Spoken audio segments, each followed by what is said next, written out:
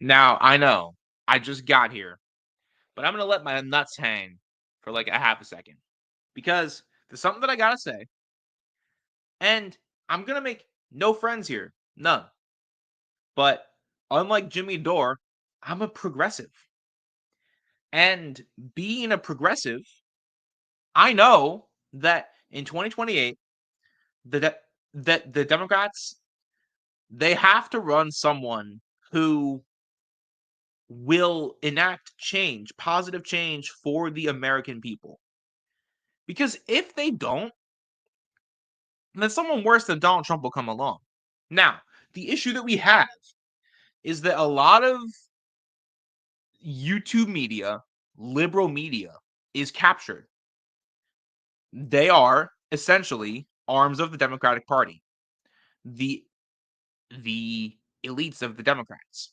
A lot of them didn't want Joe Biden to drop out. But then when Joe Biden dropped out, they were all on the Kamala Harris train, even though there really should have been a primary.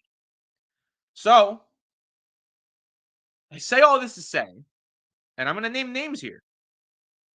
If you are Luke Beasley, Adam Mockler, Harry Sisson, David Pakman, Rashard Crenshaw, Liberal Trucker, Tennessee Brando, any of these guys, Jolly Good Ginger, did I mention David Pakman? The Lincoln Project, anybody who their sole purpose is to defend the elites of the Democratic Party respectfully, but also disrespectfully, get the fuck out of the way. We don't need you in this movement. Create your own party because we want a Democratic Party that is actually the Democratic Party. We don't want a captured and bought and paid for Democratic Party. We want a Democratic Party that holds to the ideals of FDR and JFK and LBJ and Jimmy Carter. We want that party. We don't want your party. You want to run Nancy Pelosi? Go right the fuck ahead, but don't run her as a Democrat. She is an autocrat. She is a corrupt ghoul, along with Chuck Schumer and a lot of the rest of them. Adam Schiff. You want to run those corporate candidates? Go right on ahead. But you guys, all of you said Trump's a fascist, and he is. But you don't believe in winning. It's all about just saying the thing, getting the reaction online, getting the clicks and the views. But then when it comes to winning, you guys all are like, well, Bernie Sanders is too far to the left. People don't like him. He's the most popular senator in the country.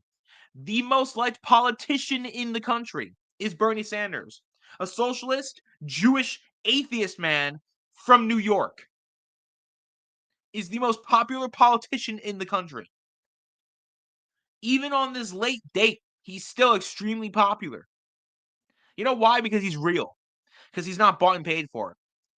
Because he believes in something. None of you believe in anything.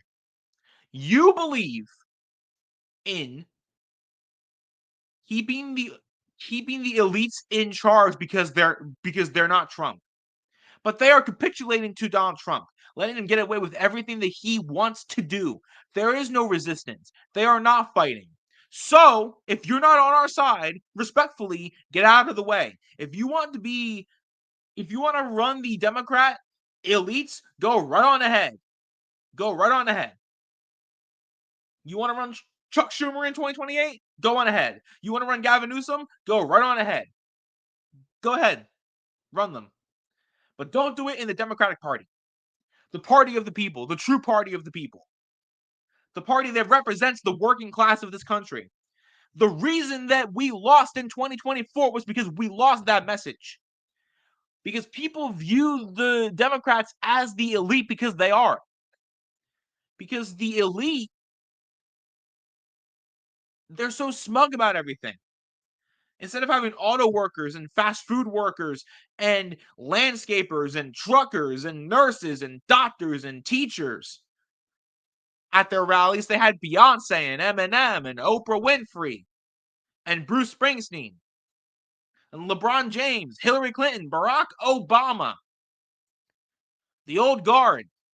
and the celebrities. So of course, people are going to view you as the elite because you are. But the Republicans are too, but they mask it. They mask it better. They hide it better. The Democrats are just out front. Yeah, we're bought and paid for. We're all part of the club, and you're not in it. So how are people like? How are people supposed to be like? Well, you're the party of the people, but you're really not because you're not representing me. And then when Harry Sisson got on fucking Piers Morgan and said, "Well, uh, Taylor Swift really helped," did she? Did she though? Did she? You know what would have helped? A primary, a real one, not a fake one, a real one. One where the best candidate came out, and if it was Kamala, fine. I still live with that result, okay? But the Democratic Party was running around Liz fucking Cheney instead of auto workers from Detroit.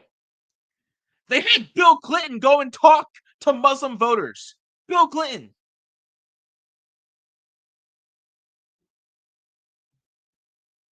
And people wonder, why did the Democrats lose? Because they fucking suck. Because their whole ideology is we're not Trump, so people will like us. And I guess to a point that's true. But the vote blue, no matter who crowd, what did you guys get for this back in 2020 when y'all tried it's social media people too. I will never forget how fast people like, depressed or sorry, Jolly Good Ginger and fucking David Pakman switched up as soon as Bernie dropped out. There was no fight.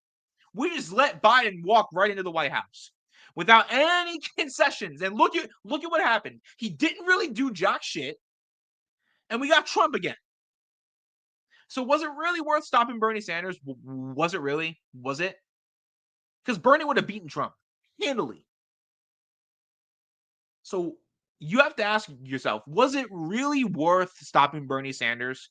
Because now we're back in the same place that we started with this whole conversation.